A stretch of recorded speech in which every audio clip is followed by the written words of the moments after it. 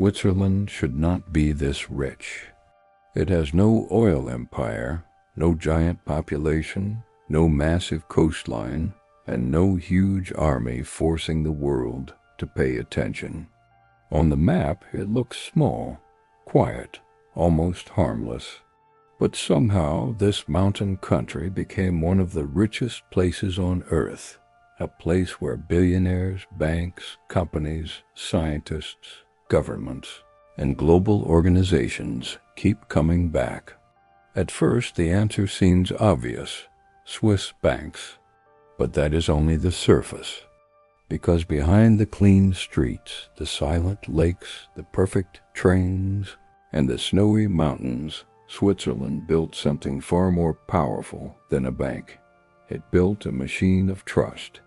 And once the world started trusting Switzerland, money began moving toward it from every direction. The strange part is this: Switzerland does not need to shout to prove it is powerful. It whispers, and the world listens. On this channel, the story follows countries that became rich quietly, and the hidden systems most people never notice. So if this kind of documentary interests the viewer, this is a good moment to subscribe. Leave a like right in the comments where they are watching from, and follow the next stories of hidden wealth around the world. Because Switzerland is not rich by accident. Something was built behind those mountains. Something silent. Something powerful. And to understand it, the story must begin with what Switzerland did not have. Many rich countries have an obvious explanation. Some sit on oceans of oil and gas. Some control huge markets. Some have enormous populations. Some became rich through giant ports, military power, or massive natural resources. Switzerland had none of those advantages in the same way. It is a small country surrounded by larger neighbors. Much of its land is difficult to use because of the Alps. It has no coastline for global shipping. It does not have the kind of natural resources that usually make a nation suddenly rich. On paper, that should have made Switzerland limited. But instead of becoming trapped by those limits, the country slowly learned to turn them into discipline. Because the land was difficult, people had to build carefully. Because the market was small, companies had to sell to the world. Because resources were limited, value had to come from skill, precision, and reputation. And because the country was surrounded by powerful neighbors, stability became more than a political idea. It became survival. This is where the first clue appears. Switzerland did not become rich by copying the obvious path. It became rich by choosing a different one. It did not try to be the biggest. It tried to be the most reliable. The country built roads through mountains, tunnels under the Alps, schools that trained skilled workers, businesses that focused on quality, and institutions that people learned to trust. Little by little, the outside world began to associate Switzerland with a rare promise. Things would work there.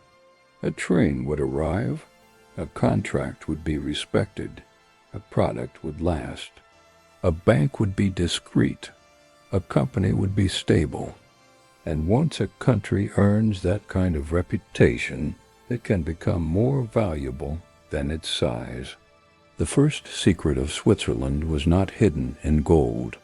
It was hidden in trust. Trust is strange because no one can hold it in their hands. It does not shine like gold. It does not rise from the ground like oil. It cannot be packed in a box like a watch or a bar of chocolate. But in the global economy, trust can move more money than almost anything else. A family with wealth wants to know where it will be safe. A company wants to know where rules will not suddenly change. An investor wants to know where contracts matter. A government wants to know where negotiations can happen without chaos.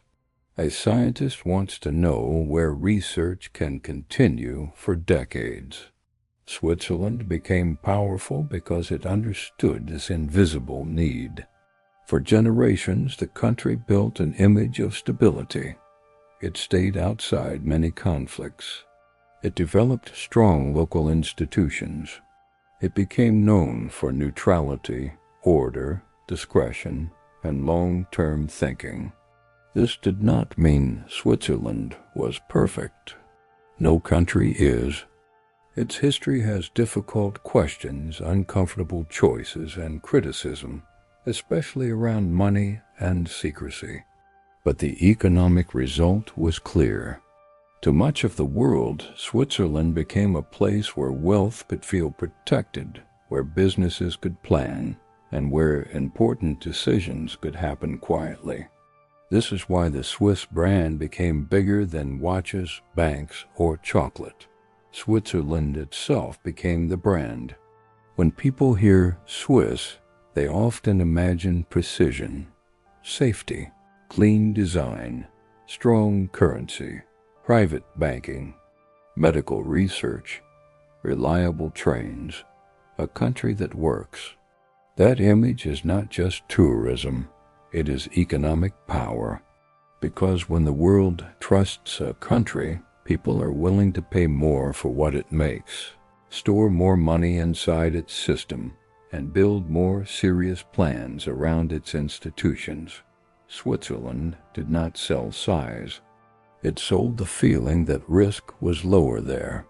And for global money, lower risk can be priceless.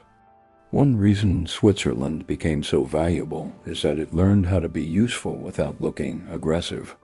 In a world where many powers compete loudly, Switzerland built a different role.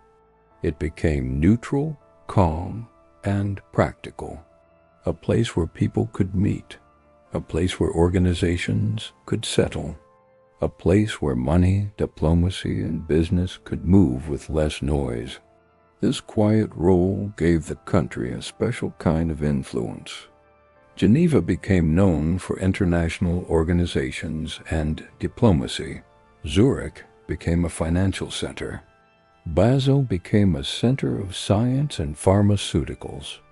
Zug became a magnet for companies, taxes, and newer industries. Each city became a different face of the same system. The country did not need to dominate the world in the traditional way. It needed to become useful to the world. That usefulness created a cycle. Stability attracted money. Money attracted services. Services attracted experts. Experts attracted companies. Companies created jobs. Jobs created skills. Skills created better products. Better products strengthened the Swiss reputation. And that reputation attracted even more money. This is the hidden loop. It looks calm on the outside, but inside it keeps moving. The viewer can imagine a watch with many small gears. None of them is dramatic alone, but together they create perfect motion. That is Switzerland. One gear is finance, another is law, another is education, another is engineering, another is diplomacy, another is currency, another is brand reputation. The machine works because all the pieces support each other. And this is why Switzerland cannot be explained by saying it has banks. Banks are only one part of the story. The deeper question is why those banks, companies, and institutions became trusted in the first place. Behind the mountains, Switzerland was building a system where calm was not weakness. Calm was the product. For many people, the word Switzerland immediately creates one image: banks, private rooms, silent offices, heavy doors, numbers moving across screens, wealth protected behind glass and stone. That image is powerful, but it is also incomplete. If Switzerland were rich only because of banking, its story would be much smaller. The true machine is wider, deeper, and more difficult to copy. The country built an economy around high-value work. It sells medicine that can change lives. It sells machines and precision instruments used by industries around the world. It sells watches that are not just tools for telling time, but symbols of status, patience, and craftsmanship. It sells insurance, financial services, scientific knowledge, luxury tourism, and products that carry the promise of quality. The Swiss model is not to make the cheapest thing. It is to make the thing people trust enough to pay more for. That is a huge difference. A Swiss watch may be small, but its value can be enormous. A pharmaceutical discovery may come from a laboratory, but its global market can be massive. A financial service may look invisible, but it can manage fortunes across continents. A precision instrument may be unknown to ordinary consumers, but it can be essential for companies and hospitals. This is how a small country multiplies its power. It does not need to produce endless quantities of low-cost goods. It focuses on areas where knowledge, reputation, and precision create high value. The result is a country where wealth can be created from small things that carry enormous meaning.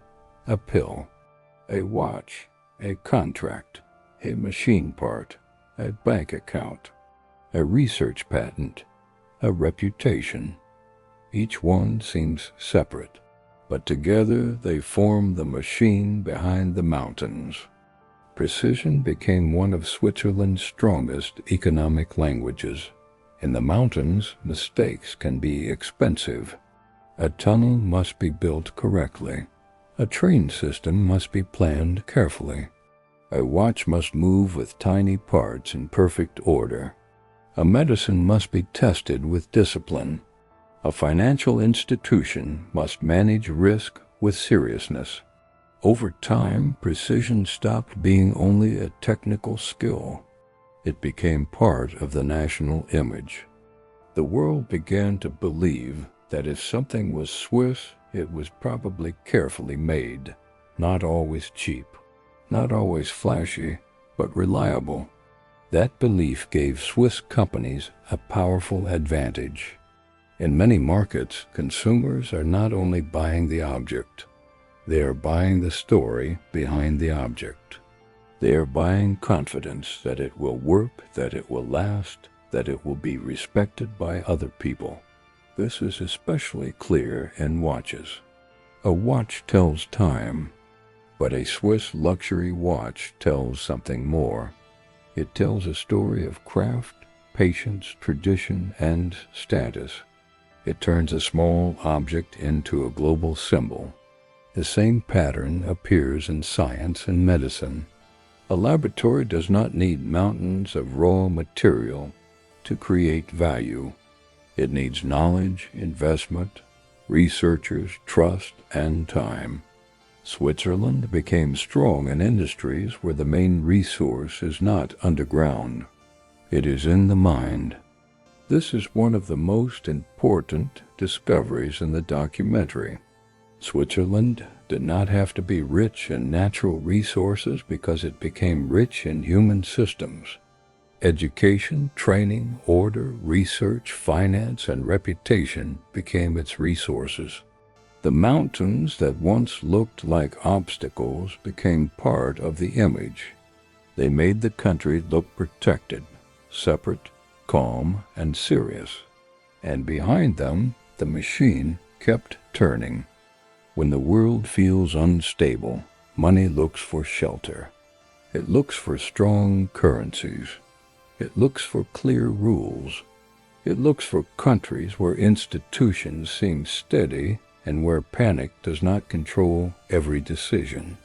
For many people and companies, Switzerland became that shelter. This is why the country has often been described like a safe harbor, not because nothing bad can ever happen there, but because its reputation suggests protection when the outside world becomes uncertain. That reputation brings people back again and again. A wealthy family may look at Switzerland and see privacy, schools, safety, clean cities, and a stable system. A company may see legal clarity, access to Europe, skilled workers, and international credibility. An investor may see the Swiss franc as a symbol of caution and strength. A global organization may see Geneva as a place where difficult conversations can happen. This is not one simple attraction. It is a collection of attractions that support each other. Zurich offers finance and corporate power. Geneva offers diplomacy and international presence. Basel offers science and pharmaceuticals. Zug offers business structures, tax competition, and newer industries. Together, these places create a map of wealth. But the most interesting part is that Switzerland often does not need to chase attention. Its reputation travels for it. The country can look quiet while the world talks about it. That is a rare position. Many countries spend enormous energy trying to look important. Switzerland often looks important because people already believe it is. But this level of wealth also creates pressure. When a country becomes a magnet for money, prices rise. Homes become expensive. Cities become difficult for ordinary workers. Inequality becomes more visible. And the outside world begins to ask harder questions about who benefits from the system. The safe harbor is powerful, but it is not simple. Trust can make a country rich, but it can also make life expensive. Switzerland is admired around the world for its order, beauty, and quality of life. But for people living there, the same system that attracts wealth can create real pressure. Housing can be costly. Services can be expensive. Salaries are high, but so are many daily costs. A country that looks perfect from the outside can still feel heavy for the people trying to build an ordinary life inside it. This is an important part of the story because it keeps the documentary honest. Switzerland is not a fairy tale. It is a highly developed country with trade-offs. Its success creates comfort, but also competition. Its stability attracts companies, but also pushes prices upward. Its financial role brings power, but also criticism. Its reputation for secrecy brought wealth, but also pressure from other countries demanding more transparency. Over time, Switzerland had to adjust. The old image of secret banking became more complicated. International rules changed. Information sharing increased. The country could no longer depend only on silence. So the machine had to evolve, and this is what makes Switzerland so interesting. It did not survive only because it hid money. It survived because its real strength was broader than secrecy. Its strength was the full system: finance, industry, research, law, currency, education, diplomacy, and brand value. That is why the country remained powerful, even as the world changed. A weaker model would have collapsed when banking secrecy came under pressure. But Switzerland had more than one pillar. It had many. And when one part of the machine had to change, the others kept the country moving. This reveals the deeper secret. Switzerland was never just a vault. It was an ecosystem. By the end of the journey, the opening image looks different. The mountains are no longer just beautiful. They feel like walls around a system that learned how to protect its reputation.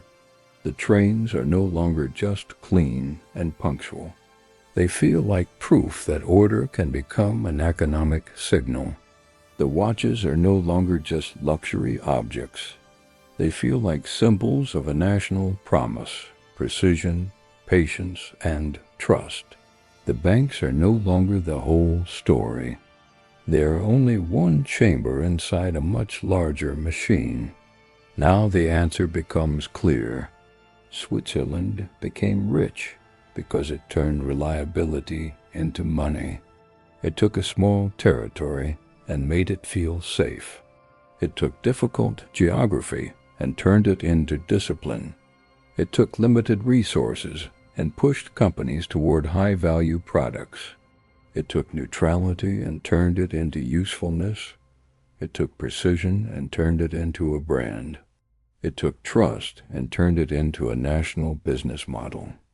This is why Switzerland can appear quiet while holding so much influence. It does not need to look like an empire. It works more like an instrument, carefully built, deeply protected, small from the outside, powerful on the inside. And that is the hidden machine. Not one secret vault, not one bank, not one product, not one city. A complete system where every part strengthens the same message. This place can be trusted. The world may debate Switzerland. It may criticize parts of its past. It may challenge its financial rules. It may compete with its industries. But the central achievement remains remarkable. A small mountain country convinced the world that its name meant safety, quality, and permanence. And once that belief became global, wealth followed. Switzerland still feels mysterious because its power is quiet. Some countries show their wealth with giant towers. Others show it with military strength, huge populations, oil fields, or massive factories. Switzerland shows it with silence. A train arriving on time, a bank office with no sign of drama, a watch moving inside a glass case, a laboratory light glowing late at night, a mountain tunnel cutting through stone, a clean street in a city where money moves without needing to announce itself. This is why the country can look too perfect, because the visible beauty is only the surface. Underneath, there is a system that has been shaped for generations to produce one feeling again and again: confidence. That is the resolution of the story. Switzerland is not rich because it found one magical resource. It is rich because it built a national machine around something the entire world needs, especially when the world feels uncertain: trust. And trust is powerful because it changes behavior. People bring money where they trust the rules. Companies build offices where they trust the system. Customers pay more where they trust the quality. Investors stay longer where they trust the future. This is the wow hidden behind the mountains. Switzerland did not become one of the richest countries on earth by being the loudest, the biggest, or the most aggressive. It became rich by becoming one of the most trusted. And in a world full of risk, fear, speed, and noise, that may be one of the most valuable products any country can sell. So the next time Switzerland appears on a map, small and quiet in the center of Europe, it should not look small anymore. It should look like what it really is: a silent machine of wealth, built on precision, protected by stability, and powered by trust.